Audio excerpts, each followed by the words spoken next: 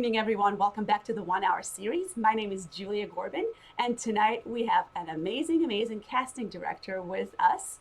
Tara Rubin will be talking about successful auditions, and she'll be answering all the questions you guys have, or as many as we can answer in about 1 hour. So if you have any questions, put them down in comments as soon as you can to make sure we get to them as soon as we can as well. So without further ado, I'd like to present Tara. Hi, Tara. Thank you so much for being here. Nice to be here. Thank you. We really appreciate you sharing your expertise and years of experience.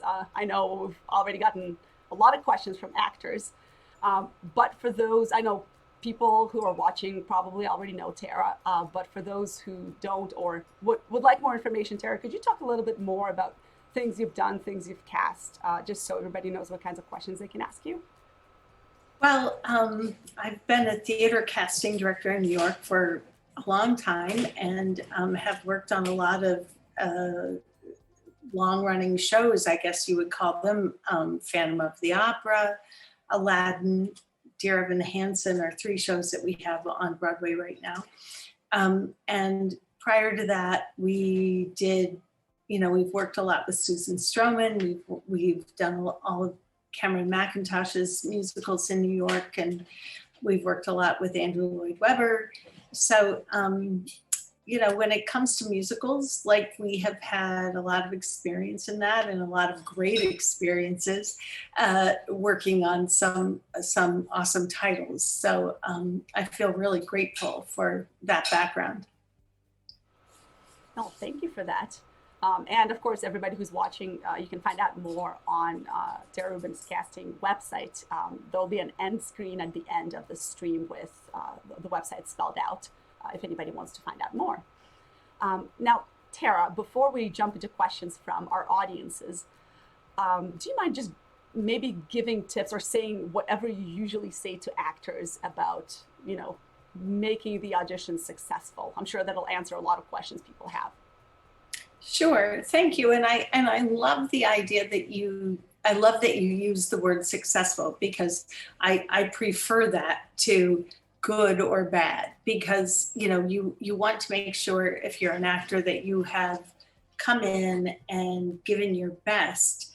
I think one thing that is important for actors to understand, that to us, to people in casting, your career is like an ongoing thing. It's a living, breathing thing. It's not something that exists in one audition that you come in and do for us. And so we hope that every time we have a moment with you, an audition with you, we learn a little bit more.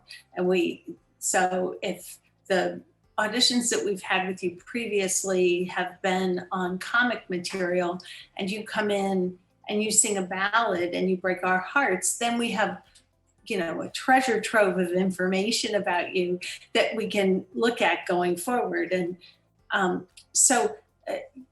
what I always say to actors is to, when you come in, bring your full self, bring your preparation for that particular audition, bring your, whatever emotional accessibility you have that day. Some days it might be really deep, some days it may be a little more shallow, but bring your full true self to the audition, and we can do the rest of it. We don't need you to edit yourself or to suit a particular role. We don't need you to do that, because that's really our job, isn't it? To figure out who's right for what. And so, the more you can share yourself with us as yourself, the more we can understand how you fit into the projects that we're casting. So I hope that makes sense. Oh, it definitely does make sense. And I always say this during streams, because literally everybody mentions it, that at auditions, the main thing is to be yourself and not try to guess what the casting people are going for. So when you mentioned that, I was like, yeah, it's exactly what we keep hearing at every single one of these streams. Yeah, good. I'm glad that we're all in agreement. And I think the other thing that is fundamental is that we want you to be great. I know that casting directors are always portrayed in movies and films as these very superficial, kind of mean-spirited gatekeepers who, and actually the casting directors I know are people who, we work in soup kitchens. We have like a training program within CSA, that the Casting Society of America, that we use to train other casting directors. We have a mentorship program. We're actually people who really love casting, really love actors and creators, and want the collaboration to go well. And so when you walk in, the best thing that could happen for the casting director is for you to be great, and for the people at the table to acknowledge and recognize that. So, please put aside everything that, the Hollywood has told you about casting, and look at what's really happening in the casting room. Yeah, and I mean, you're right. That's actually a thing I until I started doing these streams, and until I had a few casting directors and agents and industry people, including music directors and directors, I used to think that I was like, oh my God, these are people. This is actors, and this is the wall in between us, and I was just so not surprised, but it was kind of great to find out that you guys are just regular people and all of you are nice. I was like, oh my gosh, I could actually talk to them. So right. I think everybody who watches we are people who are a part of the whole process. Exactly. Yeah. And I think that's the thing that, we really always want people to understand. Like, we're doing our job. The agent is doing his or her job. The writer is, we're like, our job is to bring in the most exciting people who are right for the parts, who want to do them, So, I have like an issue with the whole gatekeeper thing, because it couldn't be further from the truth in many ways. Like, we want the gates to open and a whole bunch of people to flood in, Exactly. Yes. So I'm glad we're doing this, because I've actually heard from a bunch of other actors who thought the same as me. They were like, oh my gosh, this casting director was actually an amazing person. I don't know why there's a stereotype. I guess you're right. It's maybe because of Hollywood and where they show, in film, especially film casting, they're like, don't talk to you, or aren't super nice. And that's why people I guess that's what all casting directors are like. Right. All right, so let's move on to questions from the audience now, because I know I promised to answer as many questions as we could. And to follow up on something you said earlier, I want to ask the following question, because a bunch of people asked it. So being yourself at auditions and dressing like the character, what are your thoughts on that? Should you dress, not costumes obviously, but if you're going for Belle in Beauty and the Beast, should you wear a cute dress, or should you just come as yourself in like jeans and t-shirt? Is that okay? What are your thoughts on that? It's such a great question, because I understand how that looms in front of an actor before he or she goes to an audition. Another casting director I know once described it as dressing toward the character. So you don't need to wear a blue dress and a little white apron, or a yellow dress to audition for Belle, but you probably want to dress toward the character, so that, costuming is going to have an impact and an influence on the audition that you do that day.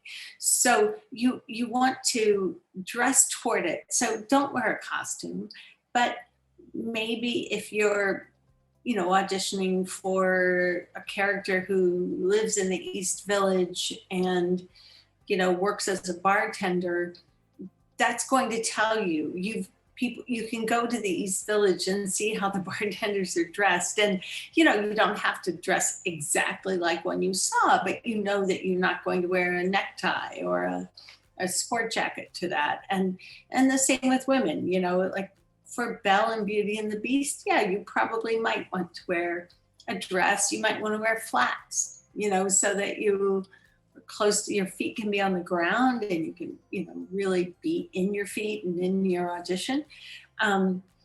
So yes, I think I think you need to, that you dress toward the character, and not because we're saying that you should, but because that's going to help you in your audition. Like if it would help you to always wear a black skirt and a black top in your audition, then I would tell you to do that. But that's not the case. You know, like you want to dress in a way that's going to help you blossom in the role, in the room. Yeah, it's interesting that you mentioned footwear too. We had, as you know, we had John Caird on one of these streams recently, and he was like, I do not understand all these actresses who come in high heels. How can you even sing like that? So he usually tells them to take off the shoes and sing. So Yeah, you know, it's really, there really is something to being, you know, connected to the earth and connected to your own body that is possible to do in heels, and people have been performing in heels of all sorts for years. But the process that they did before they got into that costume, you know, like you need that to happen too. And yeah, you need to be in your feet. You need to be in your body, I think. I mean, or it's great if you can be. So whatever footwear can help you with that would be wise to approach, right? yeah, show up in point shoes because you're a ballerina and that's what you wear all the time and comfortable. That'll be really weird. Now, what about callbacks? So say, let's go with the story of Belle. You went and auditioned in a nice dress and you got a callback. Should you come back to the callback looking exactly the same as the audition, or it doesn't really matter? I would say that it doesn't, you don't have to wear the exact same dress, but I think it's probably wise not to make a big departure from what you've presented earlier in the callback. So if you've been wearing a dress and flats or a skirt and flats, you know, then something along those lines would be a good idea to continue, because that was successful. That got you to the callback situation. So the callback, I guess the bigger point is that the callback isn't a time to change everything up, unless you get a note from us that, you know, we love the work you're doing, but now we need you to do something new or something extra or something that you haven't presented to us before. But unless you've gotten that note, it's best to bring the kind of general sense that you've been using forward, and be prepared to either dig deeper in that, change it up a little bit, you know, amp it up a little bit. Like, be prepared to make changes in the callback, but keep your foundation is usually the best way to go. All right, thank you. Now, I'm just going to jump straight to the next question just because I see how many we have. Some people are messaging, some people are commenting. I just want to make sure we get to as many as we can. Okay, Jennifer is asking, is it okay to change up the music or lyrics a bit for an audition cut if I'd like to show off a high note and it's not written in the music? Or, for example, if a guy wants to sing a song by a female character and needs to change the gender pronouns here and there? I think it depends on what you're auditioning for. It's better not to change lyrics or scores if you can. You can change keys, but it's better not to change what was created. And you never know whether or not the people in the room either are the people who wrote it or are connected to the people who wrote it. And so there's a certain amount of wanting to protect what was written, or preserve and put forward what was written. So there's not a lot of need for us to find people who change it.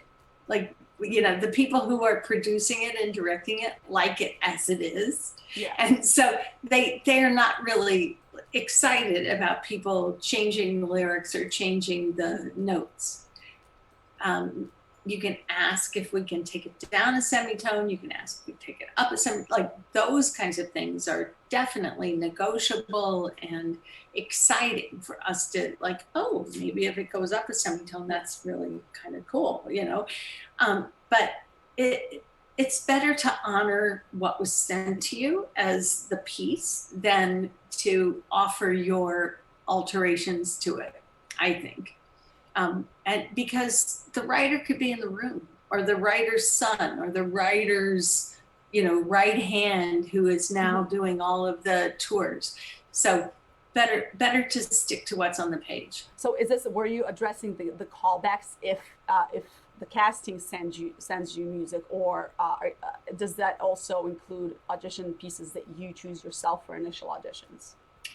Well, it depends. Like if you're going into an equity principal audition and you're auditioning for a casting director, and you have something very clever that you do that changes pronouns or that changes keys or that, you know, does something fun, just make sure it's excellent. Make sure it's really good. Yeah. You know, because if you're going to change something that's already good, you want it to also still be really good. And so we don't want it to be like Senior Follies, right? Where like we wrote a bunch of cute things that we thought were funny, and you know they work for our group, our senior class. Okay. So yeah. All right. Yeah, I definitely see what you mean, and I feel like I don't know what Jennifer exactly meant, but I'm assuming because I've also always thought if I should do something like that for my auditions too, if you're singing like a soprano song and they want, you know, a high C or a high E or whatever, and your song only goes up to, I don't know, like an A, and then you're thinking, oh, should I just take that last note and make it a C, or is that weird? So I think pretty sure that's what Jennifer meant, because that's, for me, that's also been like, I don't know if I should do it or if it just like... If there's something in the breakdown that says this character can, you know, floats a high C, yes, try to find something where you can float a high C. But if that's not the note that's written on the page, or if you like, just don't change the lyrics and don't change the notes. Just take it up a step. Okay. I think that makes sense. Hope that answered your question, Jennifer, too. Well, I guess we've addressed this already, but a bunch of people asked what makes a good audition. So maybe could you talk about things that when an actor comes in, so things that as a casting director, you look at the actor, you're like, okay, I like this, I like that, I like this. What are those things? Sure, thanks. I would say we don't need things that are extraneous to the audition. You know, we don't need a story about your travel that day. I'm kind of interested in it, but probably the director and the composer and everybody else might not be. So, and those people at the table are seeing quite a few people. So, you know, the extraneous information that you might want to bring to us it's just not important. What's important is for you to share yourself, for you to come in, be prepared. And if you think you're prepared, go back, prepare some more, and then come. Like you cannot be too prepared, because that preparation is always going to be like the skeleton of your audition. So if you're a little sick, or you're a little late, or you're a little out of sorts, that prep is going to get you through it, right? So you don't want to be just going through it by rote because you're so prepared. You want the preparation to feed your ability to live in and breathe and work on the material in the room. And so be prepared, and the extraneous stuff will all come out. You know, once you're cast, then the director is going to be so happy to hear that you come from Wyoming, or that you drive a red truck, or that you you broke your leg 2 years ago and whatever that story was that you were kind of tempted to share with us. We don't really want to hear it in the audition. We want to hear it later.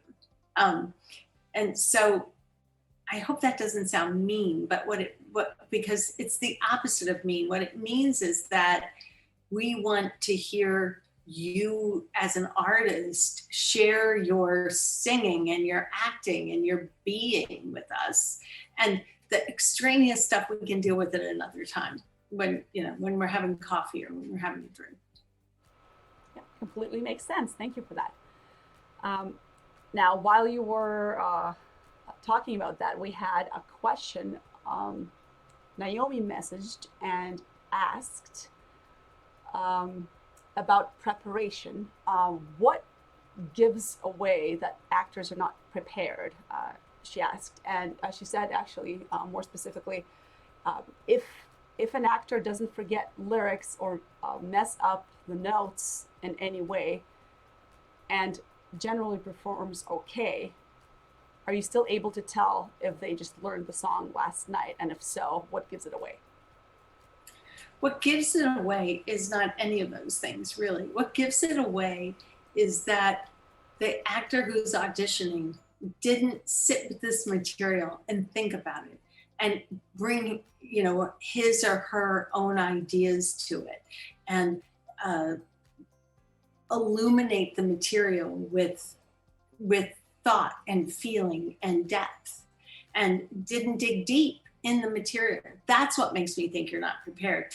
I assume that anybody who's coming into audition can learn the notes and can learn the words, and no one ever gets eliminated because you forgot a lyric or you went up on a line in a scene. That doesn't have anything to do with anything.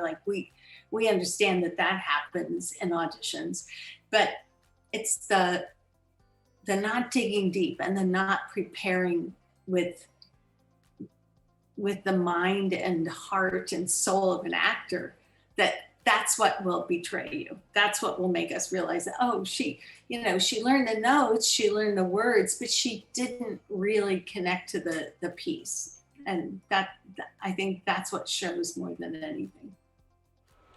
All right, thank you. Some good pieces of advice here. We're all learning a lot today. All right, next question we have from David. And actually, yeah, this is a good one to have after this because we just talked about callbacks.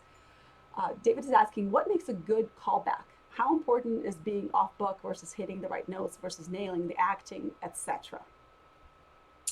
Well, there's no nailing, it's all important. So I don't really care if you're off book. I just want you to be connected. So if you have to hold your papers, your sides in your hand, fine. If you get so wrapped up in what you're doing that you have to look back at your page to find the words, great. That makes me know that you went so far and so deeply into the material that you lost it for a second and you had to reorient yourself. So all of that is great. Yes, you don't need to be memorized, but you need to know it. And whatever that is for you, if that means if you're the kind of person who has to memorize something in order to dig deeper into it, then there's your answer. If you're the kind of person who, once it's memorized, it gets a little set and it's harder to work on things, then there's your answer. So that's up to you to decide those things. What makes a good callback is when we learn more about you. That's why we called you back, right? So we were excited by you in the first audition. We thought you showed promise and you might be really great in this part.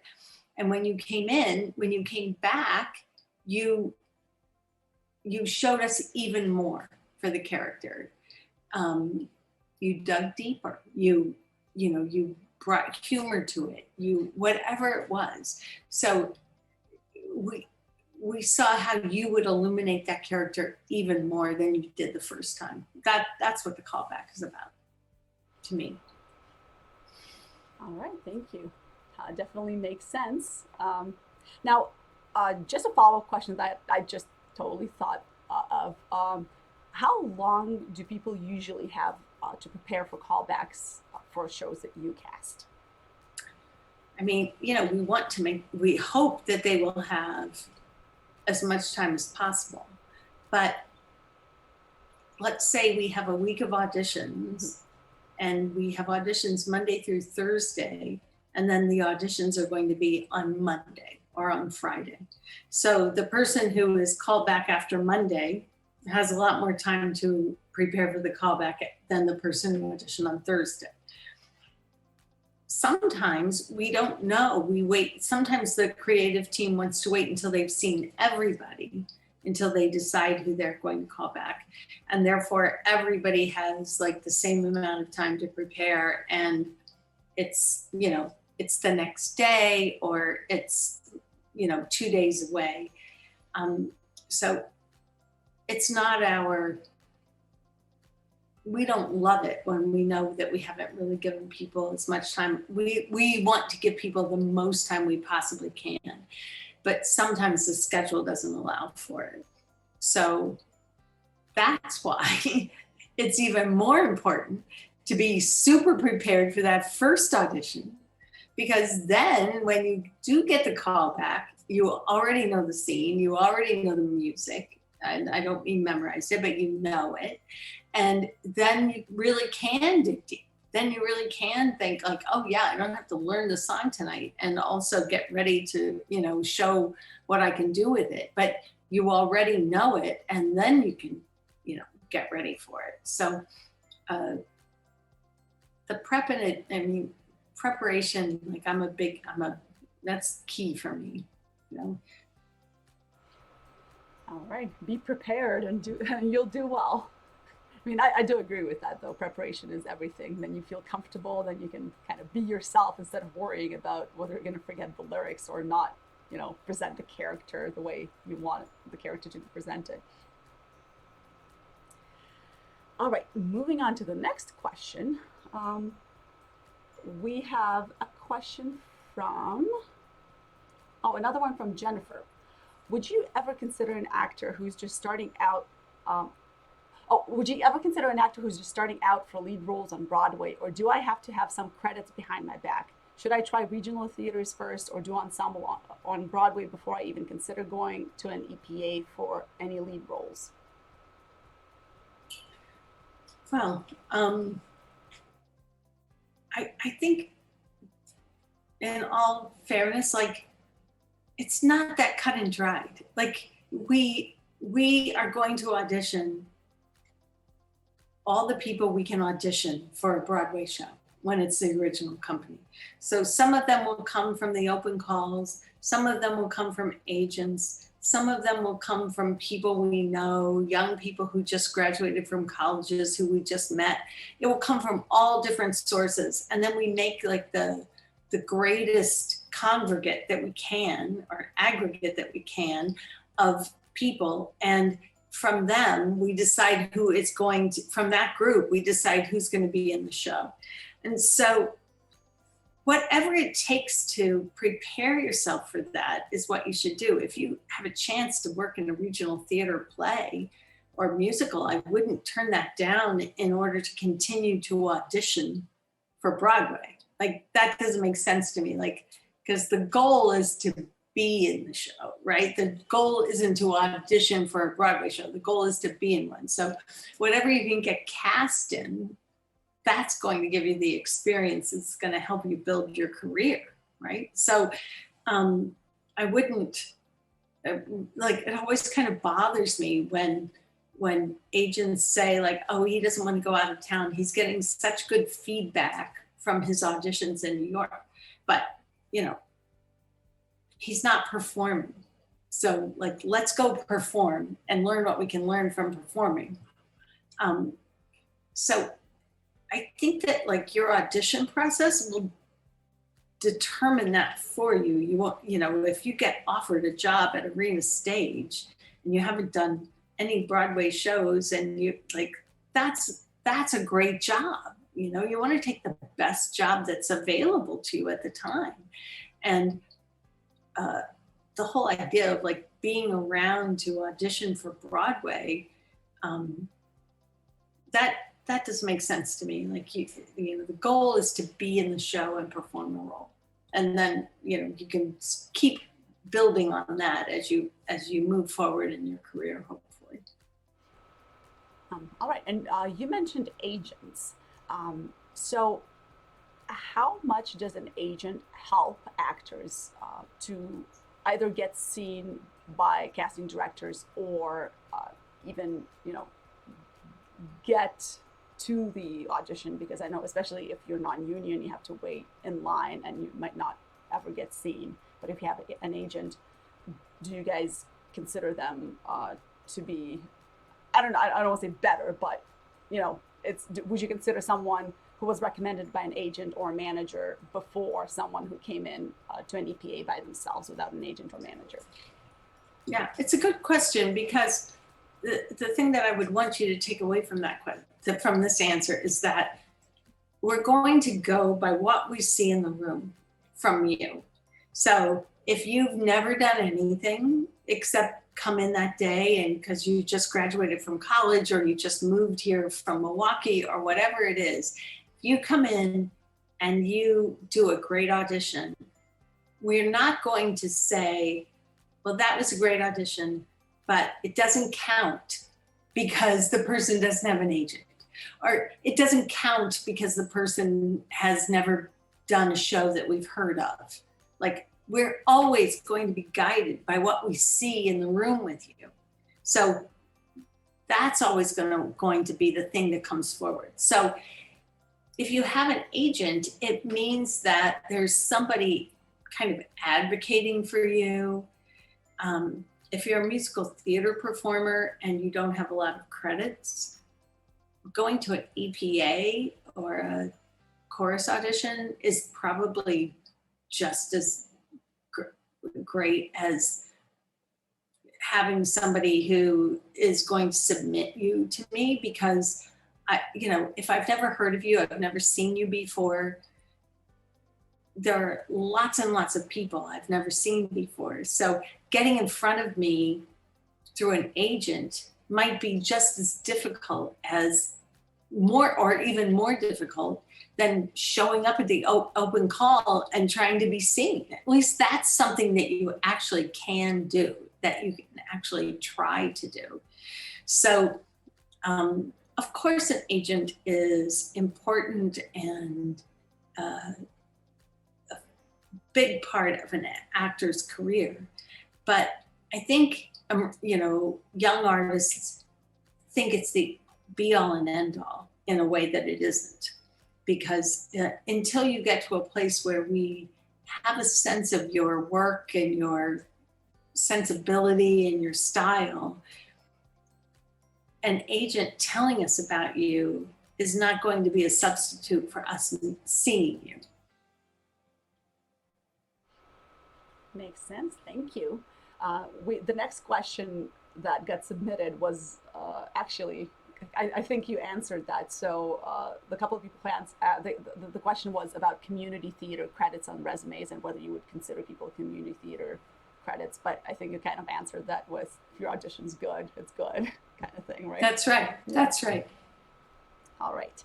So, I just want to give a quick shout out to Lawrence Loritz, who is watching. Lawrence was one of our guests on, so he actually did 2 streams. Lawrence is a dancer. So hi, Lawrence. And hello, everybody else who's watching.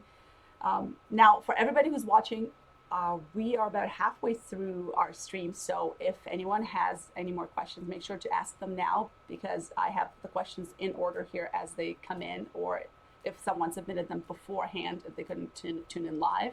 So if you want your questions answered, make sure just to put them down in comments or message me privately if you'd like, as soon as you can.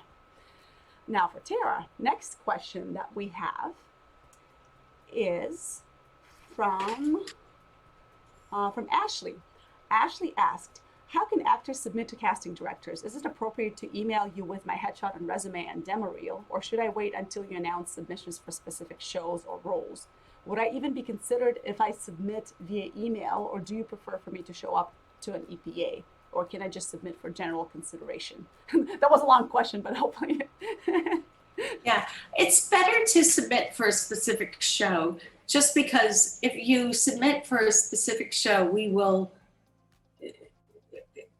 be looking at your audition with that show in mind, and then also thinking like, what else could she do? Like, could she be in Trevor? Could she be in Dear Evan Hansen? Could she be in Phantom? Could she be in, all the different readings that we're working on, whatever. So I think it's better to submit for a specific project. It opens a door in a different way. Okay, now how does one go about submitting? Is there a website, or how does one submit to casting directors? Well, we put out a casting notice for the show, and you can read that on Backstage, or I don't know, Playbill, whatever it is. And then there's an email address that you send the audition to. So it's pretty clear, pretty easy to do. Now, what if someone wanted to, because I've heard of people doing this, just to get seen by casting directors, they would send you headshots, resumes, emails. I've heard of like pigeon messengers for people who got like super creative. Is that something you frown upon, or are you okay with people just saying, hello, here I am. I know you're not casting anything I could be good for right now, but I want you to get to know me, kind of thing? Well, I'm not a big fan of gimmicks and sending, something in a gimmicky way, because I'm not gimmicky. Like, I approach everything very professionally, And so the idea of that, like, because you sent something in a lavender envelope every day for 5 weeks, that's not going to be meaningful to me. What's meaningful is if you come in once and you do a great audition. Like, we're not so superficial that we would be persuaded by a gimmick. So that should be good news, because that should mean that, like, good, I don't have to do anything except, give a good audition, so that should be good news to you. I'm so glad to hear that, because I've read a bunch of things where people are like, oh, what do you get your postcards printed for casting directors? I'm like, you need postcards to send to casting directors? Like, yeah, I mean, get in touch with us when you have something to tell us. Like, I just got cast in the tour of Hadestown. Like, that's something that's interesting to know. But for someone to write to a theater casting director like myself and say, I just got called back for a Tide commercial, like, that's just not, like, yeah. Send that to commercial casting directors, because they'll be very excited to hear that. But that doesn't have, I have no context for that. All right, definitely makes sense. Now, what about demo reels? We had a few people asking, and I actually personally also really want to know about demo reels, because I never know whether, okay, you submit your audition video, your headshot resume. Is it okay in the email to say something like, here is my demo reel in case you'd like to see more of my work, and have clips from theater shows if you're lucky enough to get, clips of your performances? Yeah, it's certainly permissible to put that in. The better thing is to have a website, to me, and put your website information in the email, because I do look at websites a lot and see, like, what do you have on there? Like, do you put stuff about politics? Do you put stuff about sports? Do you put things about just photos of yourself? Is it completely professional? Like, what do you put on? Like, to me, it's like a calling card, like, what you put on. And if you have good clips on it, I can use that to send to my creative teams. Like, oh, you may not have heard of Julie, you haven't seen her or know her, but here's a clip of her singing Greenfinch and Linnet Bird, like, whatever it is that you have on your website. So it becomes like a useful tool for me in my casting process. Yeah. So I feel like I'm better off knowing that you have a website, because I might not figure out that I want to take that clip, that extra clip, and put it in a place where I can also send it to somebody else someday. Plus, then I'd have to ask you for your permission to send something you sent me to somebody. So if it's just on your public website, then I feel comfortable. If you've put it up on your website, then I can share it with people. It's funny you mentioned Greenfinch, because I totally have a clip of Greenfinch in my demo reel. I guess it's a popular show too, so I'm probably not the only soprano who has it. Okay, moving on. And I apologize if I'm just like jumping from question to question, because I'm looking at the time. I'm like, we have 10 more minutes. Yeah. Yeah. Okay, what are your thoughts on singing from the show or singing songs from roles you've played in the past? Good. It's a very good question.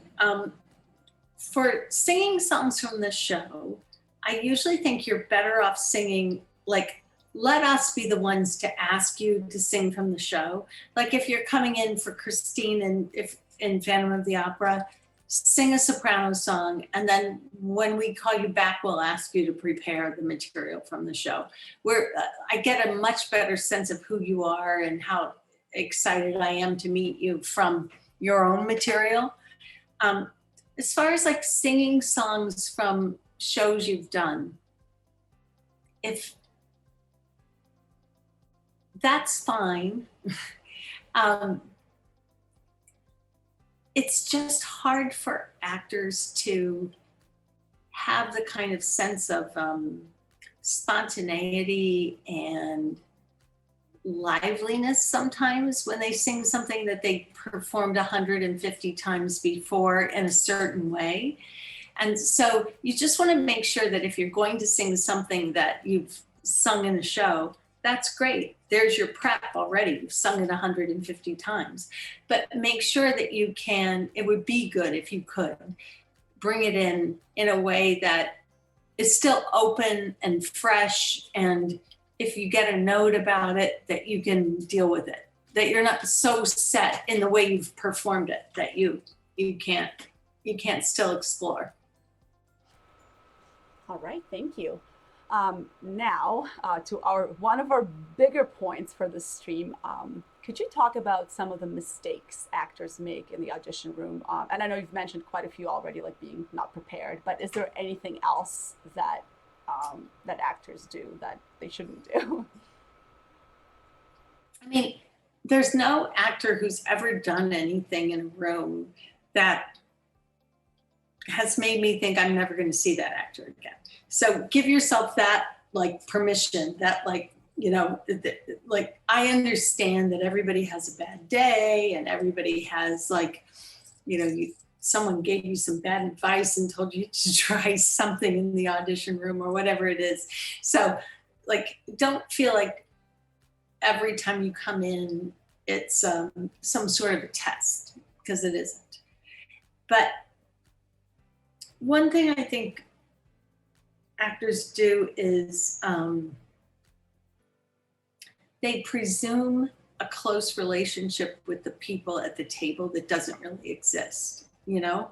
Like they say like, how are you doing today? Oh, you guys have seen so many people, are you getting tired? Like, we don't really need you to say that. We aren't that tired. It's our job to be there. If we've seen 120 people, we're certainly capable of seeing 20 more. You know, it's like, you don't worry about us. We're fine. We love you. We're there to do our job. So if we're professionals, so we can see 130, we can see 80, we can see, you know, you don't have to worry about that. And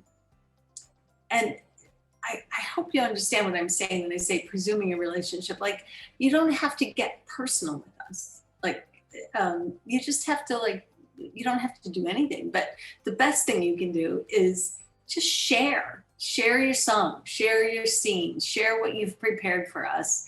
And we're going to love that, you know. But,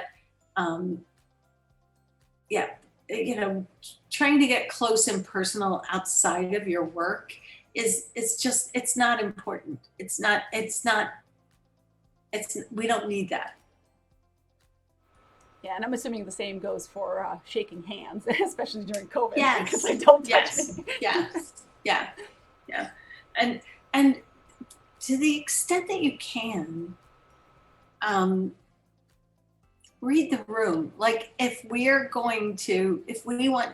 I'm at a table with people who love to shake hands and get up and talk to people, that signal will come from them, and then you can act upon it. And I don't mean that there's a power structure where you don't have any say in what you do. If you don't really like to shake hands and someone from the table wants to shake your hand, you can deal with that in the way that you deal with not shaking hands throughout your life. I don't mean that like we're more powerful than you. It's just that we want there to be a sense of camaraderie that's equal. And when you come in and say, how are you guys doing? Did you get your lunch? Did you love your lunch? Like that upsets the balance a little bit, because we're not asking you about your lunch. We want to work on the material with you. All right, completely makes sense. keep it moving. Okay. Keep it about the work. Exactly, yeah. And it's, I guess if you guys want to know more, you'll ask, I'm assuming, right? Right. Where are you from? Where'd you go to college? Like, we'll ask questions, Yeah. Now, I guess to follow up on this, what's your biggest pet peeve? Is there something you hate when actors do or don't do? Or maybe something that someone has done in the past that you thought, oh my God, I don't want to see this person ever again in my life. I guess you mentioned that it hasn't really happened. Yeah. But, I don't really have, I mean, my biggest thing would probably be not being prepared, or only because, there's a finite amount of auditions that we have for each project. And so if I give you one and you don't take it seriously, then there's somebody else who could have had that spot, so I think that's not really a pet peeve, but it's just like a sad, and I think, gosh, you're an actor, you've worked all your life to try to be an actor, and here you are coming into audition, and this is an opportunity and you're not taking advantage of it. It's like being a basketball player and not taking a shot when it's like because you were afraid you're going to miss it or something. So I kind of feel like, more than pet peeves, I just feel a little sad when people like miss an opportunity. All right. Now I'm just looking at the questions to make sure we get the biggest ones answered first. Well, let's address this one. Since you have, or I guess you're kind of known in the industry as the casting director who makes Broadway stars. For you personally, when you audition actors, is it something you see right away? You look at someone, you're like, oh my God, this person has got star quality. They're gonna be in this show and that show. Does it kind of like map out in front of your eyes, or how does it happen for you? It doesn't really. It's more like I think I see something and I think, let's try this. Let's put this person forward. I wouldn't say that I look at someone and say she's a star or she's the right person for this play. I just look at them and think, I'd love to see what else this person can do and bring them forward. Now, regarding auditioning for roles that you think you're right for, but maybe the director or the casting director doesn't think you're right for example, there was, and I can't remember who told me the story, but someone who auditioned, he was 35 and he kept auditioning for Simba and Lion King and never got it. And then he eventually talked to either the director or casting director, and they were like, well, you're just simply too old. And then story number two, there was someone, well, it was Richard Kind who was on our stream, and he told this story. He said he was talking to a director and he wanted to be in a show, but he wanted to play a specific role. But the director was like, no, no, no, you're right for this other role. So Richard was like, so I kept coming back to the director and I was like, well, if you want me to be in the show, I want to play this role. Is there a way, I guess, actors can convince you or change your mind about how you see them? Or if they're like typecast in comedic roles and they want to play a dramatic role, is there something they can do for you to consider them in other roles? Yeah, that's a really good question. And it just supports everything that we've been talking about in a way. It's like, bring that into the room. If you've always been seen for comic roles and you want me to see that you can be, you know, the star of or the leading part in a Clifford Odets play, come in, do a great audition for that. Like, that's what I need. That's what I need. I just need to be able to see it, you know?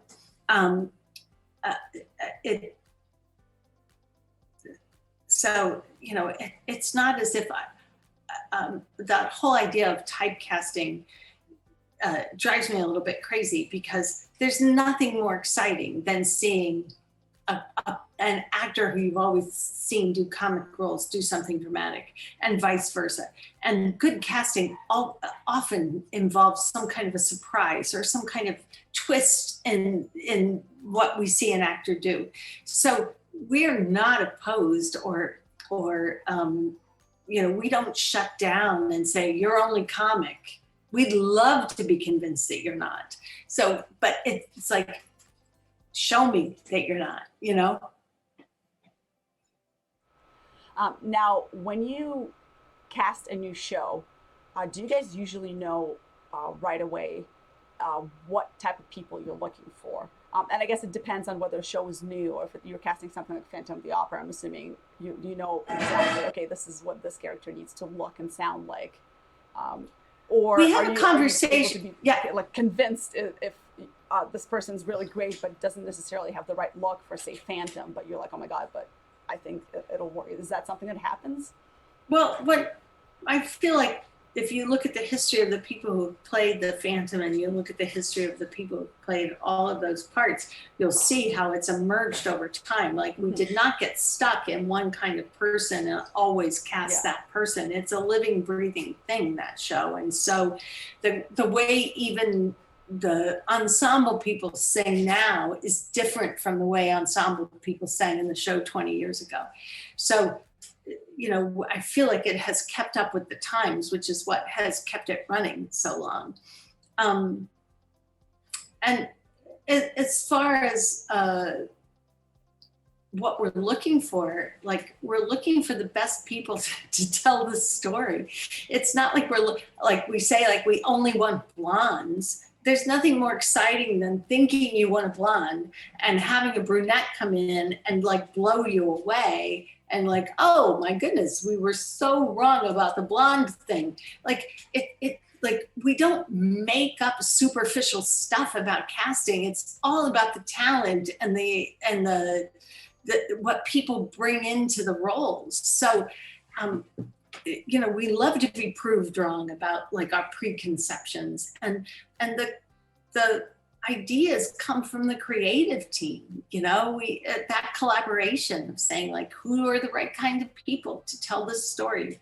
What's the village of this town? Like, who are they? Like, you know, it's not superficial. Well, I'm glad to hear that. So everybody watching, it is possible to change their minds. Now, last question for the audience before we go into closing remarks, because we're almost out of time. Do you have any suggestions or tips on making self-tapes? Oh yeah, that's a good question, because I know that's such a part of actors' lives these days. Just kind of bring the same thing that you would bring into the room to the self-tape.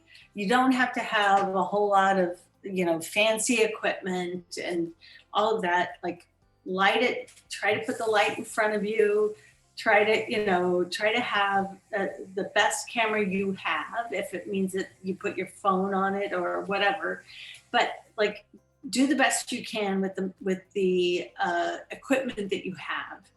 And then, there might be slight adjustments that you want to make because it's in a small frame, but it doesn't mean that if you're auditioning for a play, it doesn't mean that it has to be like a teeny tiny little audition.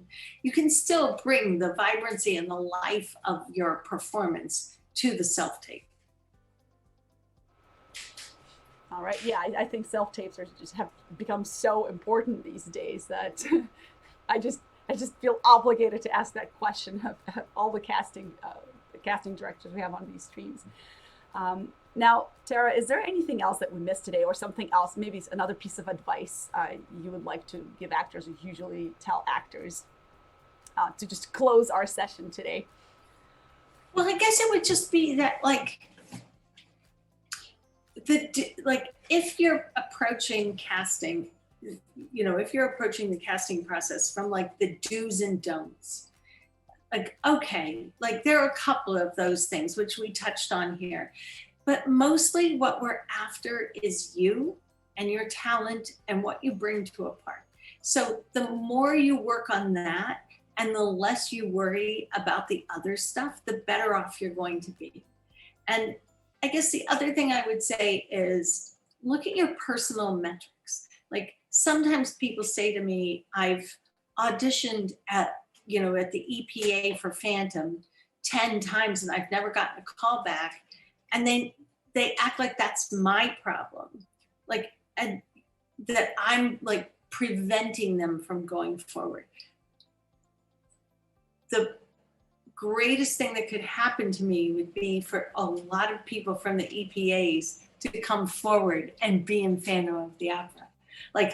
It's the opposite of what you think. So if you've auditioned 10 times for the EPA and you're not going forward, maybe you might think about what are the other shows? What are the other shows that I might put my energy and my attention on?